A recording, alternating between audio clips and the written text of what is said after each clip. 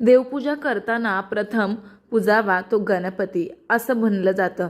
तर त्याचप्रमाणे अंघोळीमध्ये सुद्धा प्रथम गणपतीच्या स्नानापासून सुरुवात करावी। त्यानंतर आपले कुलदेवी कुलदेवता मागे पुढे जसा कसा तुमचा क्रम असेल त्याप्रमाणे अंघोळ घातली तरीही चालते। तर कोमट पाण्याने इथे मी सर्व मूर्त्यांवरती अभिषेक करून घेत आहे।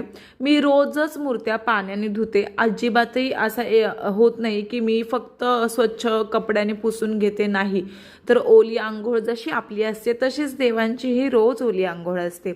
तर इथे मी आपल्या कुलदेवतेचे स्मरण करत अभिषेक घालत आहे।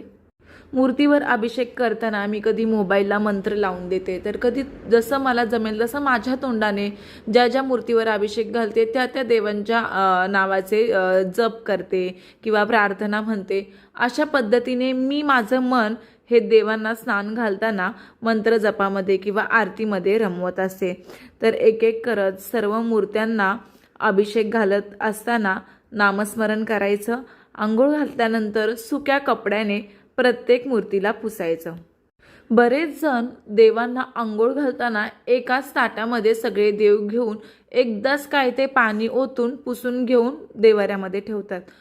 मीही तुम्हाला सांगेल की मीही आधी असंच करत होती, मला माहिती नव्हतं। माणूस चुका करूनच शिकतं, पण ज्या दिवशी मला समजलं की एकत्र सर्व देवांना आंघोळ घालू नये त्या दिवसापासून तो नियम मी स्वतःला लागू केला आणि माझ्यामध्ये बदल केला।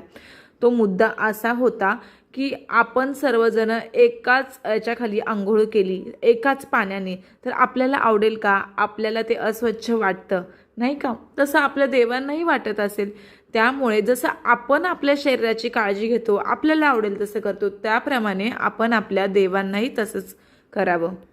एक एक मूर्ती आपल्याकडे असलेल्या पंचपात्रामध्ये ठेवून त्यांना अभिषेक घालून स्नान घालून स्वच्छ पुसून घ्यावी। देवपूजा ही बऱ्यापैकी 12च्या आतच करावी। इथे तुम्हाला दिसत असेल की मी किचन ओट्यावरती देव धुते, कारण हे आहे की माझं जे देवघर आहे आजपर्यंत 5